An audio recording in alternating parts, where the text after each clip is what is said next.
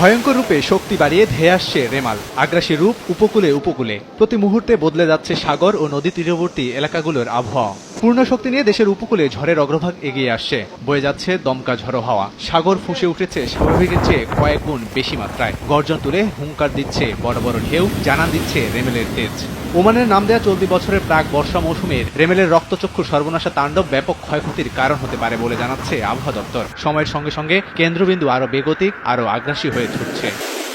পশ্চিমবঙ্গের সাগর দ্বীপের পাশাপাশি মূল আঘাত আশ্রয় পড়বে বাংলাদেশের উপকূলে, যার আঘাত সবচেয়ে বেশি দাপট ছড়াবে 18 জেলায়। এর মধ্যে পটুয়াখালীর খেপুপাড়া বিপজ্জনক অবস্থায়, সুন্দরবনেও তাণ্ডব লীলার শঙ্কায় বাসিন্দারা। এরই মধ্যে বাতাসের প্রবল গতিবেগে লন্ডভন্ড পরিস্থিতি তৈরি হয়েছে উপকূলীয় এলাকাগুলোতে। বিভিন্ন জায়গায় ঝড়ো হাওয়া ও থেমে থেমে বৃষ্টি হচ্ছে।